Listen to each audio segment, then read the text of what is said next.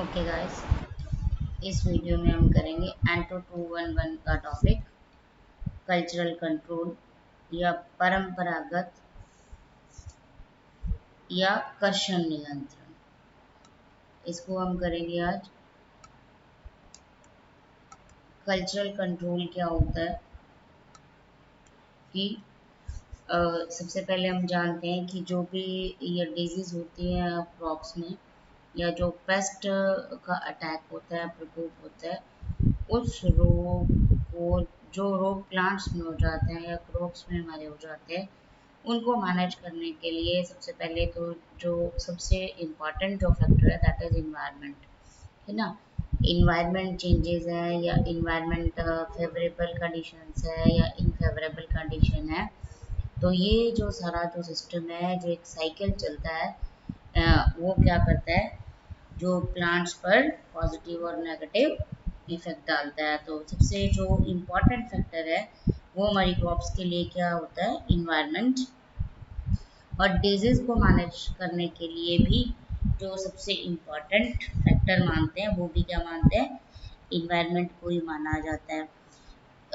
जो पर्यावरण के रूपांतरण होते हैं या जो उसमें आने वाले चेंजेस है, वो उनको मुख्य रूप से क्या कहते हैं कि विकर्षण प्रक्रियाएं होती हैं। उसमें होने वाले चेंजेस कर्षण क्रियाएं कहलाते हैं। और इसमें पर्यावरण का जो परिवर्तन करना होता है या परिवर्तन जो होता है वो क्या होता है, जो हमारे प्लांट्स हैं उनकी जो ग्रोथ है उस पर अनुकूलता से प्रभावित होता है और रोगजनक के लाइफ साइकिल या रोगजनक पर प्रतिकूल प्रभाव पड़ता है। तो इन्वायरमेंट के जो चेंजेस हैं वो कैसे इम्पोर्टेंट हो जाते हैं क्रॉप्स के लिए, कि क्रॉप्स के लिए तो वो कुछ ऐसी कंडीशंस होती हैं इन्वायरमेंट्स की जो क्रॉप्स के लिए तो पॉजिटिव होती हैं, उसकी ग्रोथ के लिए अच्छी होती हैं, जबकि जो रोगजनक है या उसका जो लाइफ साइकिल है या उसको जो डिजीज का जो सिस्टम होता है, जो साइकिल होता है, उसके लिए वो प्रतिकूल प्रभाव पड़ता है। तो ऐसी जो क्रियाएं हैं, जो ऐसी जो कर्षण क्रियाएं हैं, उनसे क्या होता है, पादप रोगों की जो तीव्रता है वो कम हो जाती है। मीन्स जो क्रॉप्स पे इन्फेक्शन होता है या प्रकोप होता है, वो इन कर्षण क्रियाओं के कारण उसकी जो तीव्रता है या उसकी जो इंटेंसिटी है वो कम हो जाती है और इनसे रोग क्या हो जाता है, कम हो जाता है। रोग का जो इफेक्ट है या जो प्रकोप है वो कम, कंपैरेटिवली कम हो जाता है। तो ऐसी जो क्रियाएं जिनसे कर्षण क्रियाएं जो होती हैं, जिनसे फसल उत्पादन या उसका जो मैनेजमेंट होता है वो सभी हम इसके अंतर्गत स्टडी करते हैं। जैसे कर्षण क्रियाएं क्या होती हैं, किसी भी खेत में की जाने वाली जो खेती है उसकी जो फसल हो रही है, तो एक फसल के बाद दूसरी फसल कौन सी बोनी है या उसकी बुआई के बाद उसका ध्यान कैसे रखना है, उसको क्या सिंचाई करनी है, कितना पानी देना है। तो ये सारी जो प्रक्रियाएं होती हैं ये कर्षण क्रियाएं कहलाती हैं। जैसे किसी विशेष फसल की किस्म एक बार एक खेत में बोती हैं, है ना। अगर एक ही फसल को बारी बारी एक लगातार हम एक ही खेत में अगर हम एक ही फसल को बोते रहे तो उसमें वहाँ की जो मृदा है, जो मिट्टी है, उसकी जो क्वालिटी है वो कमज़ोर पड़ जाएगी। तो इस प्रकार क्या होता है, जो कर्षण क्रियाएं होती है, कर्षण क्रियाएं मीन्स जो चेंजेस किए जाते हैं फसल में चेंज करना या उसका ध्यान रखना या टाइमिंग शेड्यूल की कब किसी फसल को बोना है या कब किस फसल की कटाई है, ये जो सब क्रियाएं हैं वो इस काम के लिए बहुत इम्पोर्टेंट होती हैं। तो इनकी तीन तरह से इनको हम कैटेगराइज करते हैं कि नंबर एक, तो जो नियमित उद्देश्यों के लिए कर्षण प्रक्रियाएं होती हैं, जैसे पादप रोग प्रबंधन के लिए प्रयोग करते हैं ना, कि जो होने वाली सिंचाई है या जो सिंचाई हम करते हैं वो सिंचाई किस प्रकार की जाए, कब पानी देना है, कितना पानी देना है और कब फसल की कटाई करनी है। तो ये जो सिंचाई से रिलेटेड होती है ना, इरिगेशन जो होता है, वो हमारे लिए एक उद्देश्य ही कर्षण क्रियाएं होती हैं। और सेकंड, कर्षण क्रियाएं जो अकेले या रोग नियंत्रण के लिए प्रयोग होती हैं। जैसे क्या होता है स्वच्छता और सफाई। इसका एग्जांपल, स्वच्छता और सफाई कैसे, कि अगर खेत में क्रॉप्स की कटिंग हो गई है, क्रॉप्स को काट दिया गया है, तो उसकी जो सफाई है या उसकी जो स्वच्छता है, इसका जो सैनिटेशन है, वो करना भी बहुत आवश्यक एक प्रोसेस है, बहुत जरूरी एक क्रिया है, जिससे कि अगली फसल के लिए भी सफाई या उसकी सैनिटेशन जरूरी होती है। थर्ड हमारे पास है ऐसी कृषि क्रियाएं जो कृषि उद्देश्य या रोग नियंत्रण दोनों के लिए होती है। जैसे जो क्रॉप साइकिल है या जिसे कहते हैं फसल चक्र। अब फसल चक्र क्या है, कैसी क्रिया होती है फसल चक्र, कि एक फसल के बाद दूसरी जो फसल बोनी है वो पर्टिकुलर कौन सी फसल बोई जाए जिससे मृदा की क्वालिटी किसी प्रकार से चेंज नहीं हो, वो अच्छी ही कंडीशन में रहे। तो जो ये कृषि क्रियाएं हैं जो इन्वायरमेंटली और जो औद्योगिकी प्रौद्योगिकी या जो आर्थिक रूप से कम खर्चे वाली होनी चाहिए, और इनको पेस्टिसाइड, और ये कृषि क्रियाओं का एक मोटो और भी है कि इन कृषि क्रियाओं के करने से जो इंसेक्टिसाइड, फंगीसाइड या जो पेस्टिसाइड का प्रयोग करते हैं वो कम से कम किया जा सके। क्योंकि अगर हम इंसेक्टिसाइड्स और पेस्टिसाइड्स को भी अगर बहुत अधिक क्वांटिटी में यूज करते हैं तो वो भी इन्वायरमेंटल पोल्यूशन का एक बड़ा कारण रहते हैं। तो इस कारण ये कृषि क्रियाओं की जो इम्पोर्टेंस है दैट इज कि हम लोग कृषि क्रियाओं के द्वारा ही अपनी जो फसल है उसको अच्छी क्वालिटी में प्राप्त करें, और उसके साथ साथ जो इन्वायरमेंटल या ये जो टेक्नोलॉजिकल हो या इकोनॉमिक कम खर्चे वाली हो, मतलब आर्थिक रूप से कम खर्चे वाली हो, और पेस्टिसाइड और इंसेक्टिसाइड्स का यूज भी कम हो। तो ये सारी जो कृषि क्रियाएं हम करते हैं, आपको 3 एग्जाम्पल बताए हैं, जैसे इरिगेशन है, सैनिटेशन एंड क्रॉप रोटेशन। इस प्रकार की क्रियाएं करने से एनवायरमेंट पोल्यूशन पर भी कंट्रोल बना रहता है। तो इस प्रकार जो ये कृषि क्रियाएं है इसको हम निम्न जो हेडिंग्स के अंतर्गत रखते हैं। एक है फर्स्ट, रोग मुक्त प्रवर्धन या प्रचारण सामग्री का उत्पादन तथा प्रयोग, है ना, production and use of disease free propagation material. Second one is रोग आपदा न्यूनतम करने के लिए शस्य क्रम का समायोजन अथवा प्रबंध, adjustment of crop culture of minimize the incidence of disease, and third one is क्षेत्र या खेत तथा पादप स्वच्छता या सफाई, फील्ड एंड प्लांट सैनिटेशन। तो ये 3 जो हेडिंग है या 3 जो शीर्षक है ये हमारी कृषि क्रियाओं को के शीर्षक बनाए गए हैं कि किस प्रकार से कृषि क्रियाओं को किया जा सकता है। तो फर्स्ट हमारे पास है रोग मुक्त प्रवर्धन या प्रचारण सामग्री का उत्पादन तथा प्रयोग, production and use of disease free propagating material. तो अब इसमें जो हमारा क्या होता है कि इस प्रकार की जो क्रिया है उसमें हम क्या करते हैं, क्या प्रोसेस होता है कि जो वायरस है, जो बैक्टीरिया है, जो फंजाई है, वो क्या करते हैं, बहुत सारी बड़ी संख्या में पाए जाते हैं और ये हमारी क्रॉप्स को नुकसान भी पहुंचाते हैं।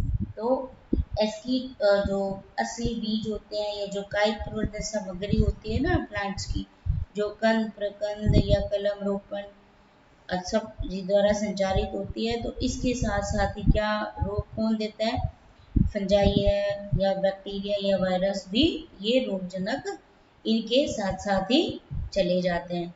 तो कुछ जो रोगजनक है वो क्या होते हैं, बीजों द्वारा होते हैं, जैसे बिजोड़ संक्रमण कहते हैं या बाह्य बिजोड़ या निवेश द्रव्य या सरोग कहते हैं, संदूषक भी होते हैं, और नर्सरी संक्रमित मूल ग्रंथ के रूप में ले जाया जाता है।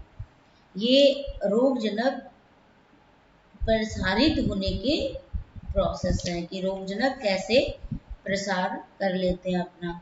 और प्रभावी रोग प्रबंधन के लिए क्या होता है कि जो प्रचारण सामग्री होती है, जैसे ये बीज है ना, कंद प्रकंद या कलम रोपण हम करते हैं, तो ये जो सारी सामग्री है ये रोगजनक मुक्त होनी चाहिए। तो अब रोगजनक मुक्त सामग्री करने के लिए हम क्या करते हैं, फर्स्ट कि बीज या प्रवर्धन जो सामग्री है उसका उत्पादन एवं प्रयोग के लिए कुछ क्रियाओं को अपनाया जाता है। जैसे फर्स्ट हमारे पास है, अगर हम किसी फसल के लिए बीज का यूज करते हैं तो वो जो बीज है वो रोगजनकों से फ्री होना चाहिए, मीन्स रोगजनक से वो बिल्कुल उसमें किसी प्रकार का रोगजनक नहीं होना चाहिए, अदरवाइज वो पूरी फसल में ही उसका प्रकोप हो जाएगा। फर्स्ट है कि बीज उत्पादन के लिए शुष्क जलवायु, dry climate for seed production. अब बीज उत्पादन के लिए शुष्क जलवायु का मतलब है कि जब जलवायु में मॉइस्चर ज़्यादा होगा या आर्द्र जलवायु होगी, या तो अनुकूलित जो बीज वाले रोग हैं वो फसलों को शुष्क क्षेत्र में अगर हम उगा देते हैं तो उससे जो बीज वो रोग मुक्त हो जाते हैं। तो क्या करना पड़ता है हमें, बीज जो उत्पादन है उसके लिए हम कहाँ पे बीज का उत्पादन करते हैं, शुष्क जलवायु में ना, ड्राई जो क्लाइमेट है वहाँ पर रोगों के नियंत्रण के लिए बीज का उत्पादन करते हैं। जैसे इसका एग्जाम्पल है कि सेम का छामवरण रोग, और इस प्रकार क्या करते हैं कि फसलों का जो बीज है वो उसके उत्पादन के लिए ऐसे एरिया या ऐसे शुष्क क्षेत्रों का चुनाव करते हैं जहाँ पर पर्ण आर्द्रता को या उसके गीलेपन को आसानी से टाल सकते हैं। अगर शुष्क जलवायु में हम सीड के लिए प्लांट्स उगाएंगे तो क्या होगा, वहाँ पे शुष्क जलवायु होने के कारण जो प्लांट्स की लीव्स की आर्द्रता वो नेचुरली कम होगी कंपैरेटिव टू जहाँ पे अधिक आर्द्रता वाली भूमि हो। तो कम आर्द्रता वाली या शुष्क जलवायु में सीड्स उत्पादन का जो मेन मोटिव वो है कि वहाँ पे आर्द्रता या जो नमी है वो कम होगी, जिसके कारण क्या हो जाएगा कि जो उसका रोग जनकों का प्रकोप है वो उसमें कम से कम होगा या उसमें न के बराबर ही हो सकता है। तो ऐसा क्या हो जाता है कि किस कारण होता है, जो सूर्य का प्रकाश है, जो सनलाइट है वो उसमें आसानी से प्रवेश कर जाती है, जिससे आर्द्रता कम हो जाती है या वहाँ का जलवायु जो है वो शुष्क रहता है, और जो बीज उत्पादन होता है वो उसकी जो क्वालिटी होती है वो अच्छी क्वालिटी के बीज का उत्पादन होता है। अब नेक्स्ट हम बात करते हैं, सेकेंड जो पॉइंट है, बीज भूखंडों या प्लांटों के लिए पार्थक्य दूरी, isolation distance for seed plots. इसमें क्या होता है कि जो सीड प्लॉटों का जो रोगजनक के सोर्स जो होते हैं उससे दूर करना ही एक बीज उत्पादन में, अच्छे बीज उत्पादन में या स्वस्थ बीज उत्पादन में सहायक रहता है। कैसे कि अगर जो बीज के हमारे जो प्लांट है जहाँ पे हमने बीज उत्पादन करना है उसके आसपास किसी भी प्रकार का जो रोगजनक है उसका कोई भी सोर्स अगर नहीं रहने दे, ऐसे प्लांट का चयन करें जहाँ पर रोगजनक का कोई भी फेवरेबल कंडीशन या कोई भी आसपास रोगजनक का आने का कोई चांस नहीं हो, तो वहाँ पर जो बीज का उत्पादन होता है वो बेस्ट क्वालिटी का उत्पादन रहता है। और इन बीज उत्पादन में प्लांट के बीच में भी एक विशिष्ट दूरी अवश्य रूप से रखनी चाहिए।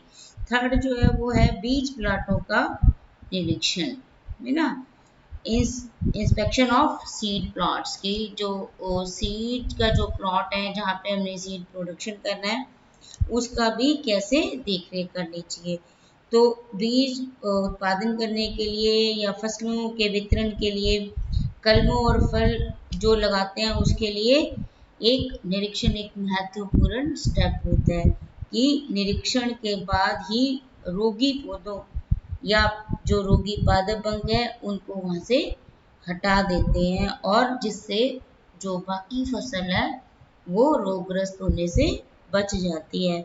तो ऐसी अवस्था में क्या करते हैं, बीज के लिए उस प्लॉट को ही रिजेक्ट कर दिया जाता है और नए प्लॉट में बीज उत्पादन की क्रिया को करना करना शुरू कर दिया जाता है। तो इस क्रिया में जैसे कार्यविधि को किस किस में यूज करते हैं, जैसे गेहूं के बीज, आलू के बीज, है ना, गन्ने के बीज और सिट्रस तथा सेब के पौध व कलमों के उत्पादन में इस विधि को प्रयोग में लिया जाता है। नेक्स्ट है बीज की सफाई या मार्जन, क्लीनिंग ऑफ सीड की। अब जो नेक्स्ट क्वेश्चन क्रिया का जो एक स्टेप है वो क्या है कि जो रोगजनक होते हैं, है ना, रोगजनक जो बीज है या वो रोगजनक जो जो सीड्स हैं उसमें सूत्रकृमियों की कॉकल या पुटिया बीज के साथ ही क्या होता है मलबे में उपस्थित हो जाते हैं। जहाँ बीज रोपण करते हैं ना तो वहाँ पे क्या होता है ये रोगजनक भी इनके साथ ही चले जाते हैं, जैसे बाजरे का अर्कट और कंड, क्रूसीफर का श्वेत फफोला रोग, इस प्रकार के रोग जनक जो होते हैं वो सीड के साथ ही चले जाते हैं। तो बीजों की जो सफाई है वो हॉट एयर ब्लास्ट द्वारा करते हैं, जिससे उसकी धूल साफ हो जाती है और इसकी सफाई हाथ से भी की जा सकती है। परंतु हाथ से की जाने वाली सफाई में 20% साधारण नमक के घोल में डुबोकर और उसके ऊपर 33 कैलोशियम और जो सूत्रकृमि की पुटियां होती हैं या जो कॉकल होती हैं, जो पट्टिकाएं होती हैं, और इनको हल्के हाथों से बीज से हटाकर साफ कर देते हैं। तो इन छोट बात क्या हुई कि जब बीज रोपण करते हैं हम तो उससे पहले बीज को पूरी तरह से ट्रीट कर दिया जाता है, जिससे कि उसमें पाए जाने वाले रोगजनक के कोई भी पार्ट है जो कि प्रकोप के लिए उत्तरदायी रहते हैं उन सबको साफ कर दिया जाता है। नेक्स्ट है हमारे पास बीज का सुखाना।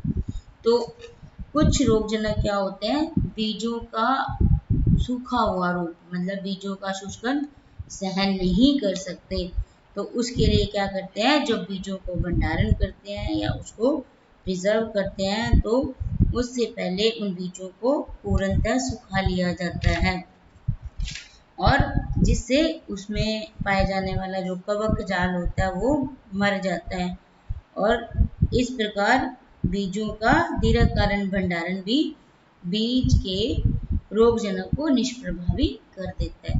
मीन्स अगर हम बीज को भंडारित कर रहे हैं, लंबे समय के लिए हमें उसको रखना है, तो उन बीज को क्या करना, हमें अच्छी तरह से सुखाकर फिर उसके बाद हम उसको रख सकते हैं, जिससे क्या होता है उसमें जो संक्रमण करने वाला जो कवक होता है उसका जाल बना होता है वो खत्म हो जाता है और उसमें किसी प्रकार के रोगजनक के नहीं आने से वो बीज स्वस्थ और फसल की बुआई के लिए बेस्ट क्वालिटी के रहते हैं।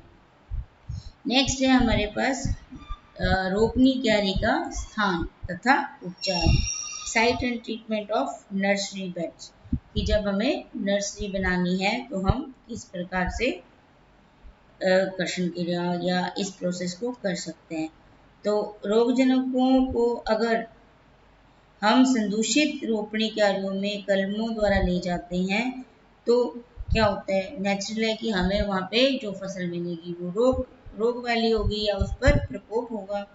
तो जो रोपनी क्यारी का स्थान है या जहाँ पर हमें उन कलमों को या उन पौध को रोपना है, नर्सरी बनानी है नर्सरी, तो ऐसा स्थान चुनना चाहिए या ऐसे स्थान का चुनाव करना चाहिए जो खेतों के पास न होकर दूर हो, जिससे टाइम टाइम पर जो मृदा है या भूमि है उसको रसायनों या ऊष्मा द्वारा उपचारित करते रहना चाहिए, जिससे जो होने वाली पौध है वो स्वस्थ रोग रहित हमें मिल जाती है। तो इस प्रकार क्या होता है, जब हम बीज रोपण या कलम रोपण के लिए स्थान का चयन करते हैं तो वो उन खेतों से दूर होनी चाहिए जहाँ पर हम फसल की बुआई करते हैं। नेक्स्ट है बीजों का उष्मीय तापीय उपचार तथा रासायनिक उपचार। तो स्वस्थ बीज उत्पादन के लिए बीजों को भंडारण करने से पहले उसे उष्मीय या रासायनिक उपचार करना कर्षण जो प्रक्रिया है उसका एक मेन भाग होता है, मुख्य भाग होता है कि बीज उत्पादक में रासायनिक बीज उपचार एक अनिवार्य चरण है, अनिवार्य स्टेप होता है। बीजों को तापीय या ऊष्मीय उपचार देते हैं। किन अवस्थाओं के लिए अनुकूल होता है? जब रोगजनक बीज के अंदर उत्तकों में छुपा होता है, तो हम उसको तापीय या ऊष्मीय प्रचार देते हैं, जिससे वो बीज जो है वो कवकनाशी या रोगजनक उस तक असरदार नहीं रहता, तो वो क्या हो जाता है, बीज उपचारित होने के बाद स्वस्थ बीज रहता है। नेक्स्ट है फसल की कटाई के समय का समायोजन या प्रबंध, adjustment of harvesting time of the crop. अब हमें क्या प्रोसेस होता है कि जब फसल की कटाई होती है, वो बीज की स्वच्छता उस पर निर्भर करता है कि बीज की जो स्वच्छता है वो कितनी अच्छी है या उसकी जो क्वालिटी है कैसी रहेगी, वो किस पर निर्भर करता है, फसल की कटाई का टाइम क्या रहता है। तो जो दाने वाली फसल होती है, अगर उसमें कटाई देरी से की जाए तो जो रोगजनक है उसके बीज को प्रकोपित कर देगा या उसको बीज को इन्फेक्टेड कर देगा। तो और नम मौसम में जो दाने वाली फसलें होती हैं और उसकी कटाई करने से पहले ही जो बीज है वो संदूषित हो जाते हैं। जैसे आलू की कंदों की खुदाई कब करनी चाहिए? जब पौधों के ऊपरी भाग हरे ही हो, तभी उसकी कटाई कर लेनी चाहिए।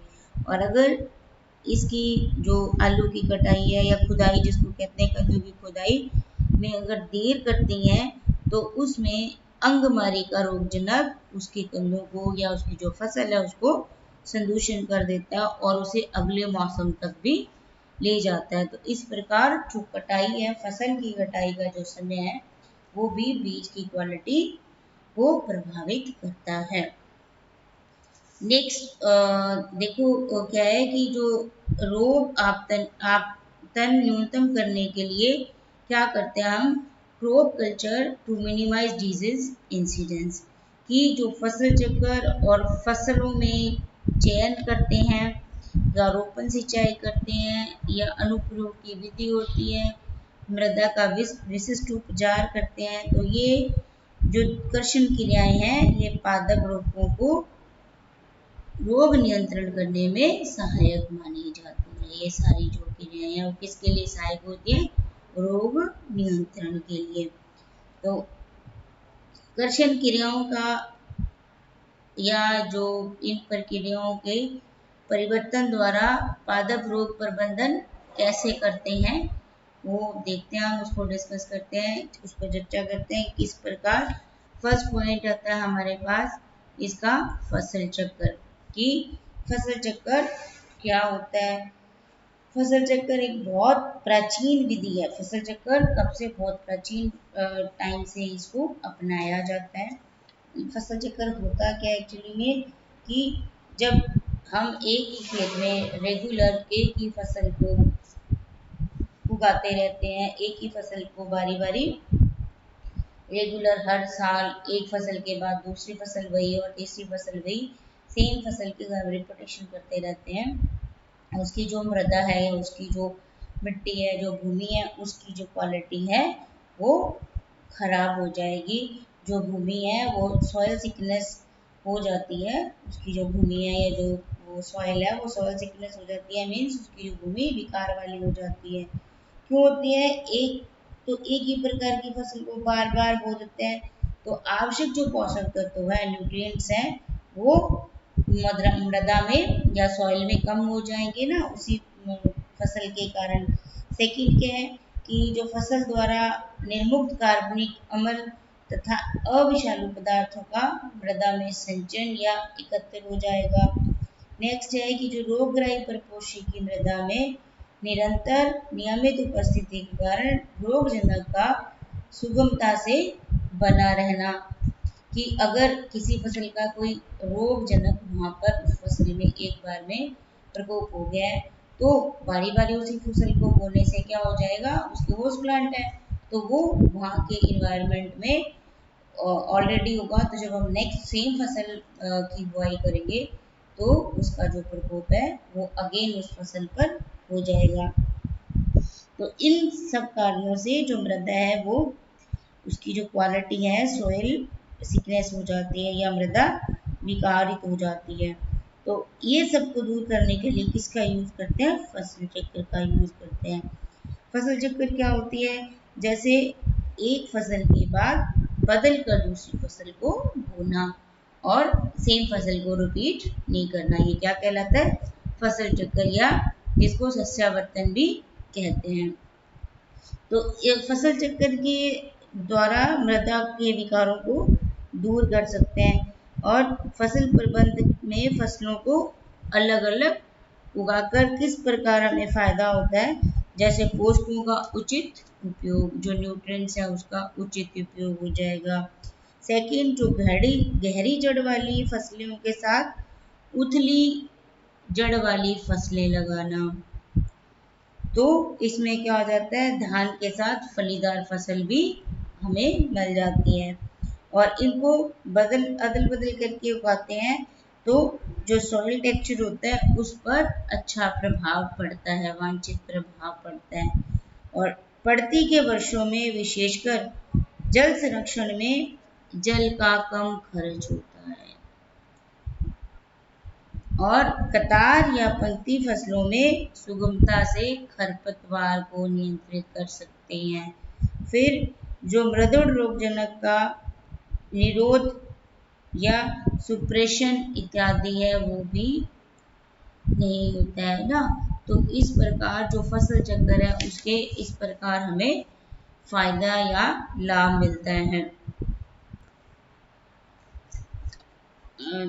जैसे ये जो फसल चक्र है ये पादप रोग प्रबंध की सबसे पुरानी जो विधि मानी जाती है। इसमें क्या होता है कि जो छोटे जोतों वाले किसान होते हैं उनके द्वारा अपनाने वाली एक प्रभावी विधि मानी जाती है और ये स्थिर या टिकाऊ कृषि क्रम योजनाओं में, जिसमें केमिकल्स की सहायता से सघन खेती की जाती है, इस विधि को प्रोत्साहन नहीं दिया जाता। कहाँ नहीं दिया जाता? जो छोटे जोत वाले किसान है वो तो इस कृषि क्रिया को या फसल चक्र को अपनाते हैं और प्रभावी विधि भी माना जाता है, परंतु जो बड़े स्केल पर केमिकल की हेल्प से जो सघन खेती की जाती है, इंटेंसिव जो कल्टीवेशन होती है, उसमें इस प्रकार की क्रिया को अधिक प्रोत्साहन नहीं देते। जो छोटी जोतों वाले किसान हैं वो खाद्यान्न फसलों का चुनाव भी उनका बहुत लिमिट में होता है और इंडिया के जो अधिकांश प्रदेश हैं उनमें क्या किया जाता है? धान और गेहूं की फसल चक्र का अधिक उपयोग किया जाता है। मीन्स मेन जो फसल चक्र है या जो क्रॉप साइकिल है वो क्या किया जाता है? धान और गेहूं की फसल को अपनाया जाता है और फसल चक्र में लेकिन जो ये तो इंडिया में माना जाता है ना इस फसल चक्र को कि गेहूं और धान दोनों का फसल चक्र अपनाया जाता है, परंतु जो आदर्श एक फसल चक्र की बात करें तो इस फसल चक्र या क्रॉप साइकिल में एक फलीदार फसल और एक हरी खाद की फसल के बाद गेहूं या धान की फसल और उसके बाद शीतकालीन या ग्रीष्मकालीन फलीदार फसल को बोना चाहिए। क्या हुआ कि फसल चक्र में पहले एक फलीदार फसल या हरे खाद की वाली फसल, उसके बाद गेहूं या धान और फिर से फलीदार फसल को बोना चाहिए। तो इस प्रकार इस वीडियो में हमने ये क्रॉप साइकिल तय किया है, तो नेक्स्ट वीडियो में हम इसकी नेक्स्ट टॉपिक को करेंगे, इसके सेकेंड पार्ट को।